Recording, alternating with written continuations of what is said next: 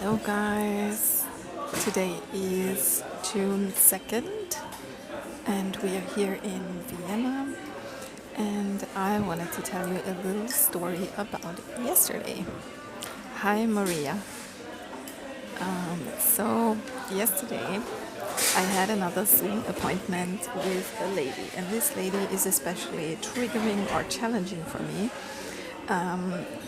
because she says things that are triggering and challenging for me. And when I had my first appointment with her, I realized, okay, this is a trigger. But she, after her first appointment, she said to me she wants to talk to me again. I should make another appointment because her guides have more messages for me. So about a month later, a few weeks later, I made another appointment with her. Because she asked me to. She said her guides have something to say to me. So I did that, and this appointment was yesterday. We met over Zoom because she sits in America and I sit in Europe. And this woman is supposedly connecting to guides, and she's getting messages from her guides. So in the first time I met her, she said to me that my lone wolf days would be over and it would be time to mingle again, you know. And for me, this was not a good fit because it just, I just have the experience that this doesn't work. So at the second time, I thought, okay, let's see how I can deal with triggers. I thought it's a great test for me to make another appointment with her because I can see how resilient I am towards triggering things. So at the second meeting, the situation escalated a little bit because I told her at the beginning that when she said that my lone wolf time is over, that this didn't really relate to my current situation because the place where I currently live doesn't hold any people who are awakened. And she said, well, but in your state, like maybe not in a city, but in the state where you live, there are, she said.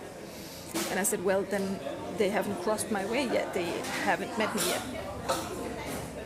And she continued to say a lot of things, which are supposedly messages from her guides. She brought in Archangel Michael. She tried to, remove any kind of attachment to old contracts that you might have from other lifetimes, from other dimensions, from whatever. And I don't have anything against this cutting, I don't have any problem with somebody saying, okay, let's cut off all the energies of the old, let's leave the past behind, let's end old contracts that were maybe not made with full consent or full consciousness. That's perfectly fine to me. So that's not the part that's triggering for me. But then she continued to say things like when she was talking about my autoimmune disease. So she said that it's like this. It's not God protecting me, she said, because I am God, and therefore it's only me protecting myself, and that it's only me who can heal my autoimmune disease. My theory differs a little bit from that. My theory is that autoimmune disease can heal once you take away the trigger of the autoimmune disease, which is oftentimes the place where you live, the amount of poison that is put into your body and energetic field there, and the people around you. So these three things, the poisons, the place, and the people, the 3P, are actually the things that have to be removed before you can go into healing, which is why I said my plan is actually to win the lottery so that I can move to the sea, and as soon as I'm at the sea, I am away from the place, the people, and the poison, so I can start healing. And she said, no, you stay at the place where you are, you're never going to win the lottery, and you have to heal yourself. So we obviously have very contradicting opinions of what is possible in this realm. For me, in my manifestation, it's absolutely possible that I win the lottery and I go to the sea. in her world, this is not possible. So she spent a lot of time explaining to me why it is impossible that I win the lottery. So that was interesting. Now the second thing she did was she said, you are God, and therefore everything is up to you, and you have to do everything. There is nobody coming to save you, no God coming to save you or protect you or whatever. You have to do everything by yourself. So, and then a few moments later she said, every belief that you have is a lie, because the word belief has the word lie inside of it. So every belief that you have is a lie. So whether you believe humans are good or whether you believe humans are bad, it's a lie, basically. So I said, well, if you say that every belief holds a lie, then also your belief that I am God and I can heal myself and I can heal my autoimmune disease is a lie, right? According to your logic. And that's the point where she got very angry. She got so angry that she actually spent the rest of the entire meeting screaming. She screamed every time she said something, and then I took a pause to think, and then I wanted to ask a question, a clarifying question, if I don't understand her. As soon as I opened my mouth, she screamed, stop, stop, stop. And she spent like almost the entire rest of the whole Zoom meeting, she spent screaming, stop, stop, stop, stop, stop. And she got extremely angry. I could see it on her face. And this is a normal reaction that humans have towards autistics, right? As an autistic, you are used to being screamed at and having taken away your possibility to speak by other people, because they always scream at you, they always hate you, they always attack you, they always want to kill you. So basically you're used to that. That's nothing new to you. You just go like, okay, it's just another person screaming. But what I found particularly interesting here is that obviously her theory didn't really work, you know. So I said, okay, for me, from my conclusion is that I keep manifesting my millions of dollars in the lottery, because for me it's still possible, in my personal opinion, it's still possible that I win the lottery, I can move to the sea, and then I can heal my autoimmune disease. So it's actually very simple.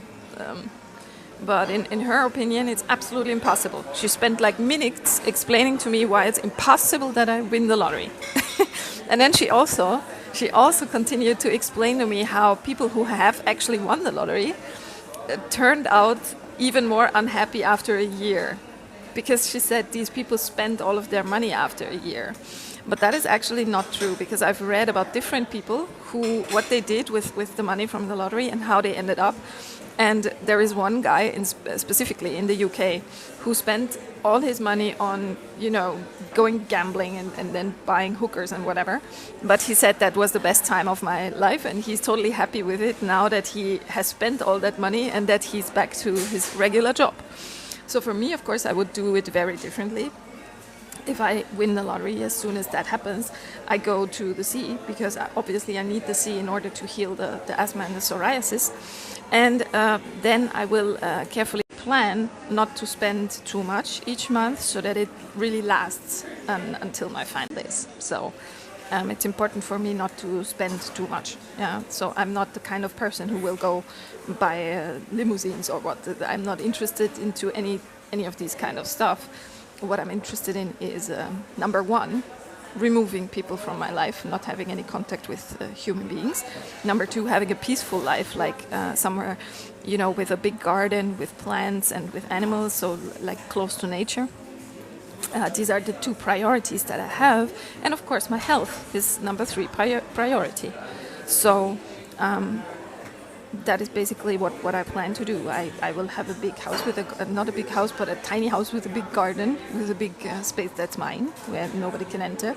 And this is for the animals. Then the animal can roam free there and do whatever they want and have a nice time, and they're going to have enough food and veterinary care and whatever they need.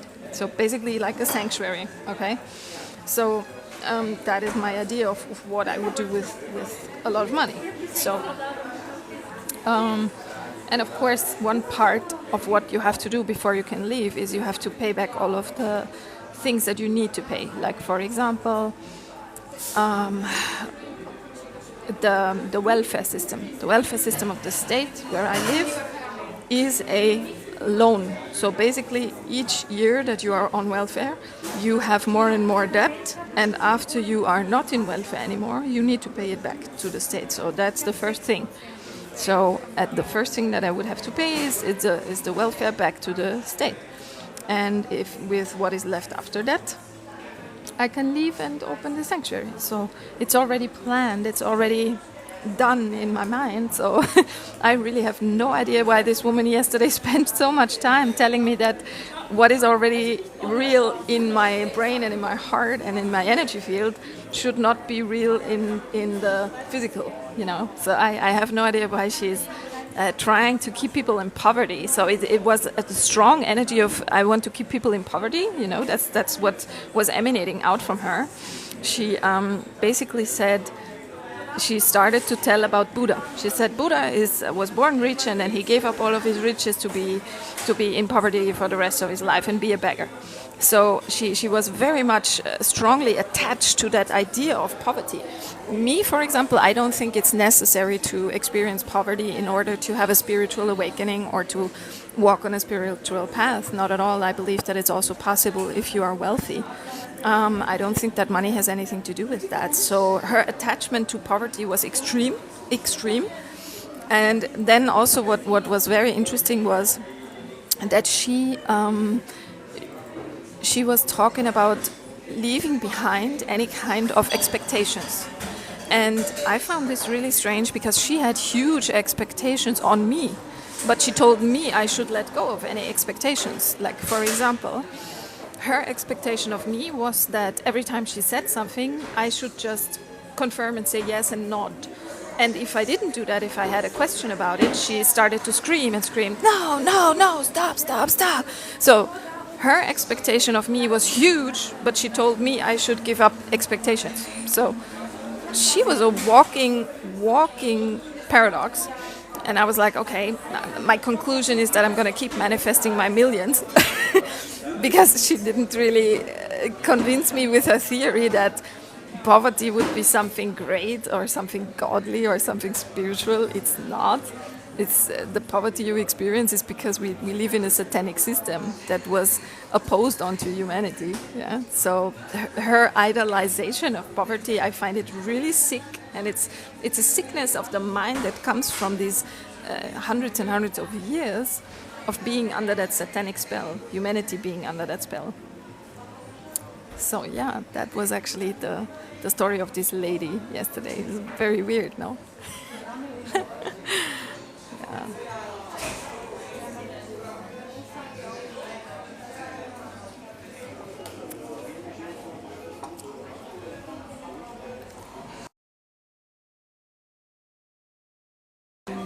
Tap in the middle of the screen for the hearts to fly through. To like this live stream, you can also follow me on the top left or share the live on the lower right with the little arrow.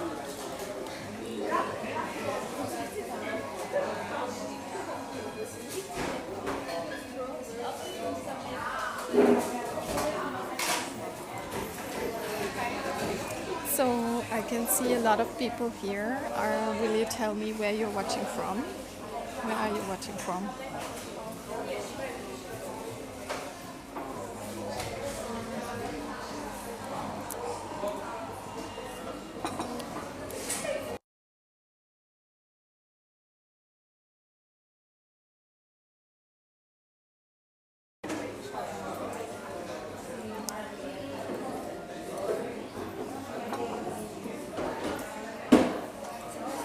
Okay. If nobody... New York City. Evelyn Rose says she's watching from New York City. Wow, that's far. That's far. The last time I was in New York City was in 1992. I was 12 years old, and I can remember that this city was totally overwhelming for my nervous system. I couldn't live there. And I remember sitting in that skyscraper hotel and watching comics all day, having a huge jet lag. Oh, you were born 1992? That's cute, because back then I was 12 years old and I went with my dad to New York.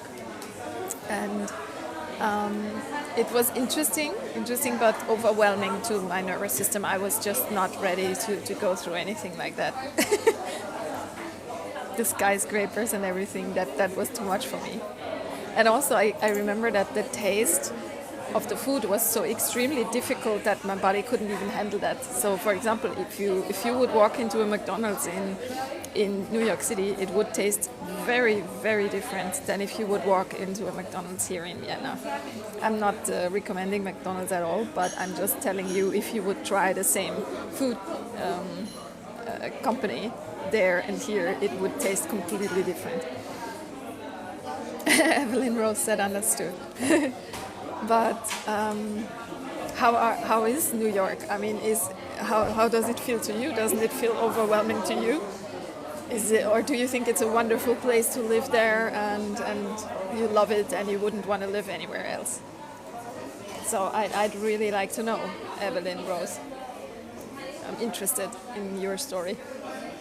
You need to move. Oh, that sounds like you do you just need to move because you got a job elsewhere, or do you need to move because it became too expensive, or why?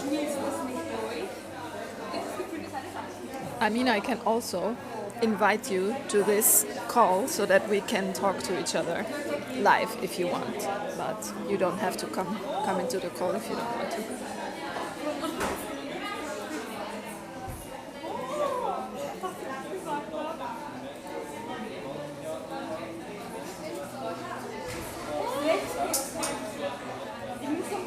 Alex has joined. Hello, Alex. So, guys, you can always tell me where you're watching from. We are here in Vienna, Austria.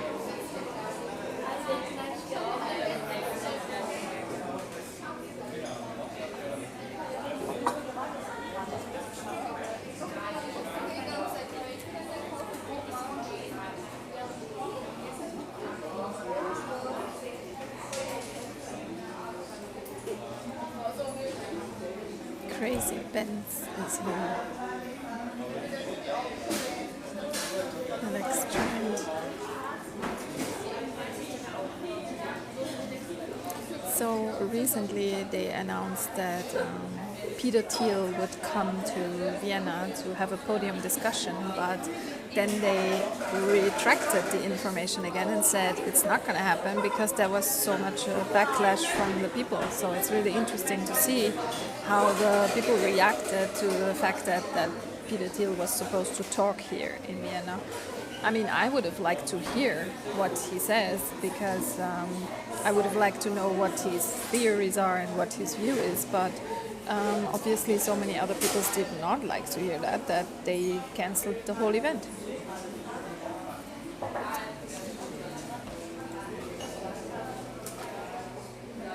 Manuel Janka joined, Alex joined. So, yeah, that's basically all for today. There is not much more I wanted to tell you. I just wanted to tell you that little story of the lady yesterday. And yeah.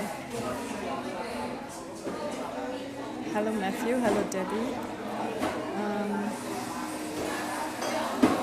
So you can ask me questions if you like, and I will give intuitive answers.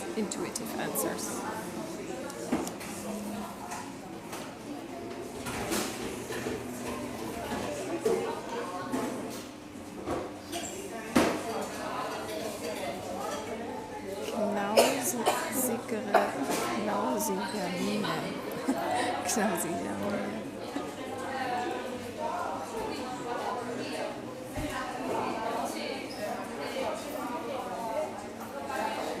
Regina joined. Alex joined. Hello.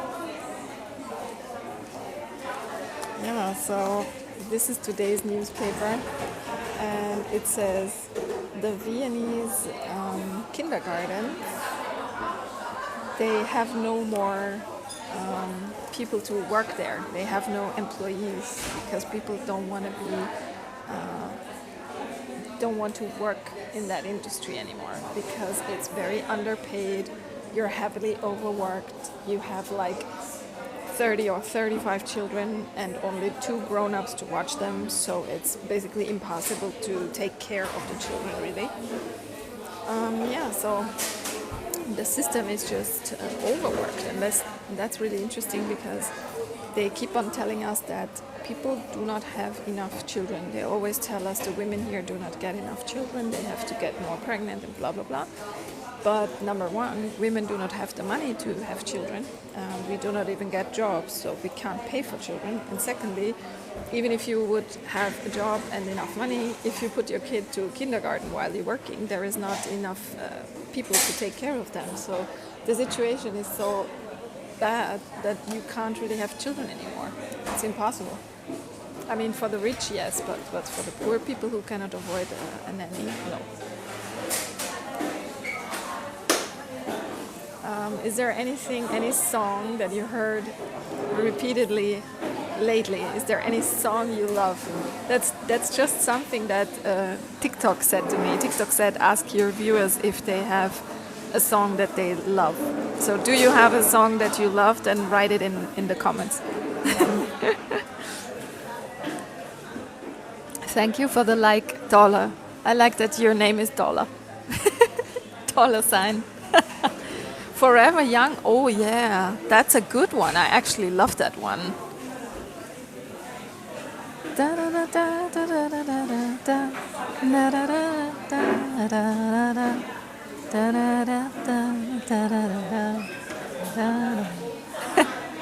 Emily Rose liked it. Evelyn Rose. Sorry, I always say Emily Rose. It's my ADHD, I can't really read. So yeah, if there is any other song that you like, write it down. I will try to sing it. If I know it. Many songs I don't know. And especially lyrics I don't know. Thank you for the likes, Evelyn Rose and Dollar.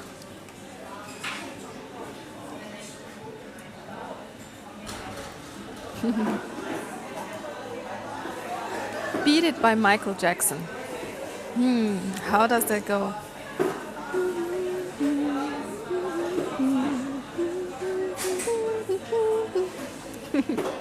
Good afternoon from Salzburg, says GDC Soninkara.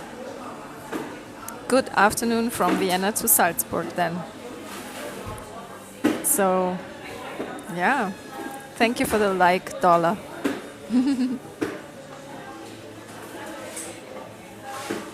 So if you guys would win $4 million in the lottery, what would you do with it? What would you do if you were winning $4 million in the lottery?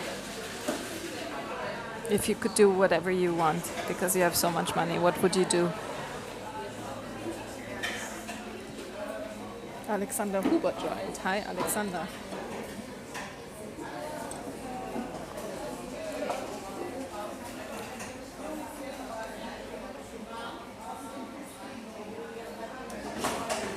Arminius joined. Anne joined. Alexander Huber, do not say that word. That word you just said means slave in Latin. We do not say that word here. You can say hi, hello, welcome, grüß Gott, anything, but not that word. Invest in housing, yes, that's a smart move. But if you would invest in housing, would you also make rent affordable for those who live in your houses? Would you make rent affordable?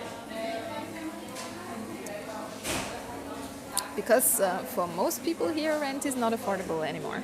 I mean, you can get an apartment here for about 1,200 a month.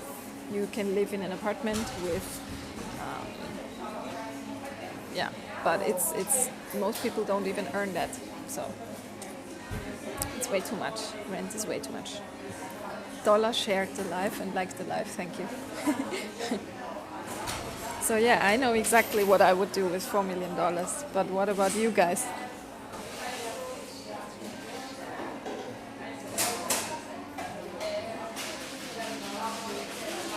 I would definitely make sure Oh, there is something. Property and metals invest in people's small businesses while creating passive income. Yeah, that's a very smart move. Haus am Meer und keine Arbeit. Alexander says, I would buy a house at the sea and not work anymore. Also a good idea. I think it's very important that we get a piece of land that actually is having the possibility where I can grow my own food. Like, for example, it has to be a land where there is a floor, soil that actually can bear fruit. That's important. And the second important thing is that it has water. You need access to the groundwater, which is on your own land, so that you can access water. And I think that's most important, that we can raise our own food and have our own water just in case something happens. Create small communities. Yes, exactly. That's what I'm talking about, Evelyn Rose. The small communities, yeah. I mean, my community would consist of me and a lot of animals. But from time to time, you need to bring in a vet or some kind of professional to take care of everything, right? So the bigger your property, the more people you need to hire. Flow, says Evelyn Rose. More cheaper than other company, says Sonkara. So I asked him if he would make rent affordable, and he said cheaper than other companies. Evelyn Rose says me too. Silent Star joined. Yeah, so echte Gedanken joined. Oh, that's interesting. I like that name. So yeah, we are talking about the topic of what to do with a lot of money. And the reason why I'm so focused on the animals is because I think they need our support. And I always felt way more connected to animals than I did to humans ever. And I think also the only person who actually ever loved me was an animal. It was not a human. So the only real love I actually experienced was by an animal. Because this animal, they love pure, their love is unconditional. And with humans, you don't have that. A human always loves on a condition, always. It's always not only an interaction, but it's a trade, it's a kind of bargain, So with animal, it's not like that.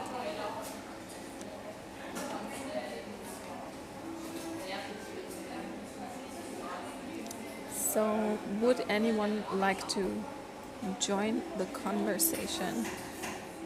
Wal Al-Kawin joined. Yes, be Apiari. Oh, I can't read that, Evelyn Rose. What is this? But I will see if I can make anyone join.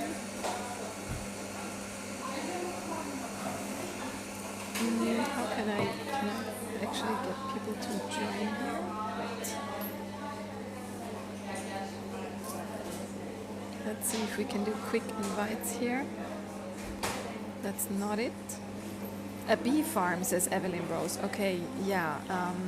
Bees are very, very important. It's good that you want to raise bees because they are endangered anyway. Endangered species, so it's good that you want to have them. Bees actually always react very positively to me. They like to sit down on my hand. I even have a video on my YouTube channel where a bee is sitting down on my hand, and she just takes a rest there, and cleans her face and stuff like that. So it's really funny that they think that they can sit on me. They could sit anywhere else on a plant or whatever, but they sit down on me always. And I have no problem with them. You are high vibes. Oh, that's so sweet. Thank you, Evelyn Rose. Oh, I feel very flattered. Yeah, my vibes are obviously too high for humanity. Most of humanity doesn't like me. They react very angry to me. Humans don't really like to be around me unless they can profit somehow, but they can't because I have nothing to give to them. That's why bees do that. Yeah, there is a movie scene in the movie. How is it called? Jupiter Ascending, and she, the main actress is Mila Kunis, and she stands in a garden, and all of the bees are flying towards her. And when she moves her hands slowly, the bees are dancing according to her hands. And she asks, why do the bees do that? And somebody informs her and says that's because they know royal energy, and that's why they follow you. They follow the queen. So that's a kind of nice picture that I have in my mind when I think of bees in that movie Jupiter Ascending. Evelyn Rose says, wow, yeah, you have to go watch it. If it's ever on TV, then watch Jupiter Ascending. It's really interesting. It also has other topics that I think are based in reality, like, for example, the topic of human farming. So that this Earth is a farm, actually, for extraterrestrials who basically farm humans here to exploit them.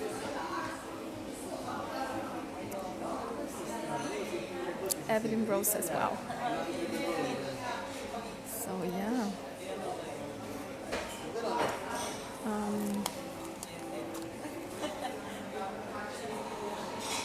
They gave me such a huge coffee, it's way too much for me. I should have said tall, but as I didn't say anything, they gave me the big one, you know.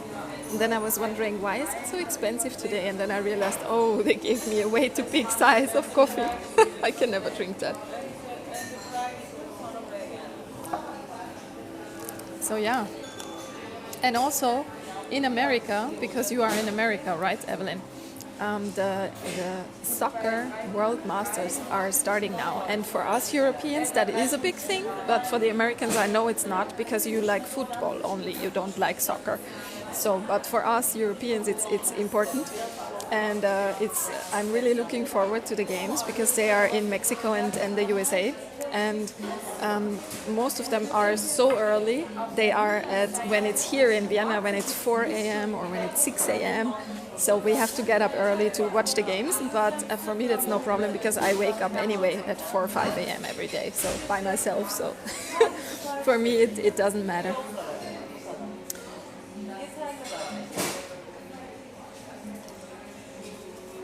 House at the sea, some farming, shelter for animals. Your English is excellent. Thank you, Alexander. Thank you.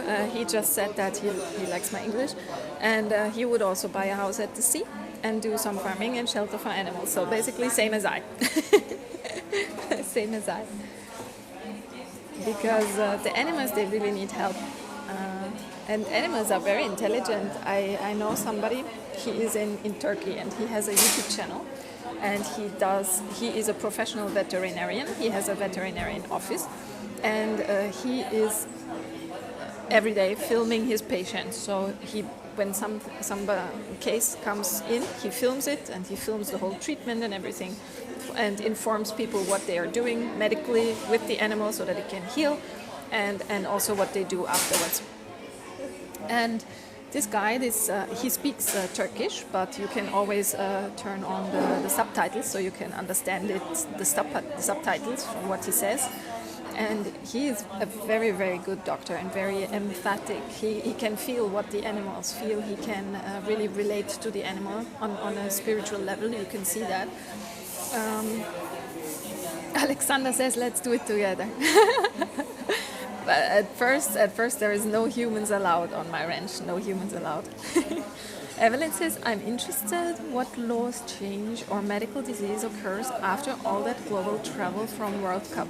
Oh, don't you worry about that. This is just a typical fear scam that they want to have you in. You know, if they want to lower your vibration, then they always tell you that there is something that you have to be very afraid of, you know? Like you have to be afraid of tourism because they're gonna bring bacteria or so. That's all a lie. Because fear is false evidence appearing real, okay? The word fear, F-E-A-R, says false evidence appearing real. So this is all crap they tell you to lower your vibration, really. There is nothing to be afraid of. Evelyn Rose sends an amen sign. No, there's nothing going to happen because you are always protected, okay? God loves you, and also your ancestors are with you all the time. Your spirit team is with you, consisting of your guardian angel and also your spirit guide, or your spirit guide if it's one. Some people have several. And so your spirit team, your ancestors, everybody's always there to protect you. So they give you little nudges, you know. If you get a little nudge or a hint, if you get a feeling in your stomach that you you know, maybe I should not turn right now like I usually do, but turn left or something like that, then you should follow that, because that is your ancestors or guides giving you a nudge in the right direction. Yeah. Bowing to your wisdom. Oh, there is no need to bow. Really, there is no need to bow. Because this is your own wisdom. Yeah, your own wisdom is reflected through me from the outside. It's your own wisdom you're bowing to, basically. If the world is really a reflection of you, then it's your own wisdom you're bowing to. Mohib. Mohib is here. Gut Shari is here. Interesting names. So yeah, the soccer is gonna start soon. On June 11th will start, and it's what I mean is this symbol means thank you, not amen, for me at least. Oh yeah, it can mean thank you also. Why not? To me, I often use it for amen, but also why not for thank you? Can mean many things. Can also mean namaste. It's fine. So yeah, what I wanted to say is that in this soccer world championship, Austria is also a part, so our national team is also a part, and this hasn't been happening for I think 23 years. Austria hasn't been part of the world championship, and you know, everybody expects them to fall out of the whole competition very early, because they have never reached much in the past I don't know, centuries. But still, it's important for us that they are there, that a little piece of Austria is in America. Which team do you support the most? So usually if I watch soccer, I would support any team that is from Spain. So if there is, for example, Spain playing, then I support Spain. If there would be Italy against any other match, like for example Italy against UK, then I would go for Italy, because I feel a connection, past life connection to Spain and Italy. And also, of course, if Austria is playing, I am for Austria, but if Austria would play against Spain, I would probably go for Spain.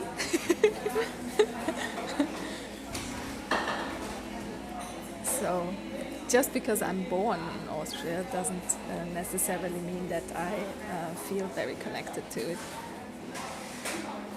Number 15 from Real Madrid. Oh, really? Is that his name? So yeah, it's going to be interesting. But unfortunately, I have heard today on the radio that two of the players of the Austrian team are unfortunately having problems with their muscles. They felt a kind of sting or a kind of muscle cramp, so they are not in a good shape. And now they have to go to America and have to play, which is also hard for the body. You know, you come to another country and flying across the ocean will give you strong jet lag. So with the jet lag and all of that, they have to go play. So it's not easy. It's not easy for them.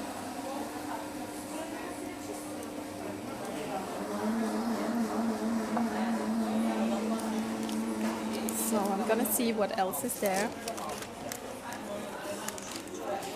So there is also a news about California, and it says here in the newspaper that a woman in California has caught on her doorbell cam that somebody who was supposed to just bring an Amazon package took her cat. So it filmed on the doorbell cam that he took the cat with him. He left the Amazon package but took his cat. And she suspects that it's the neighbors who told him that he should take the cat. That's not a nice move. So now they're searching for that guy who took the cat. That's really not a nice move, especially because the cat had a collar. So you could see that this cat has a home. You know, it's not like looking like a stray cat or something. It's weird. Who would do that? It also says that Keith Richards is great-grandfather now. great-grandfather for the first time at age 82.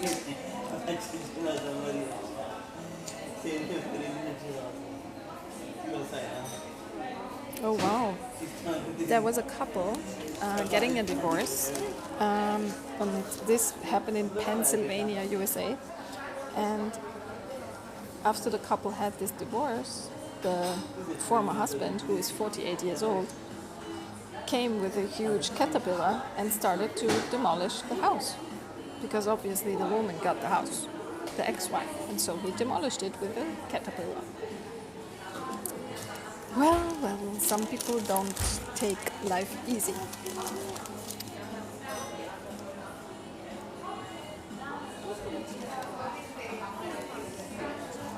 Okay, guys, so let's see what we have there. We have been doing 40 minutes already, so I think that's enough for today. I wish you a very, very good afternoon, and I'll see you soon. Bye-bye, guys.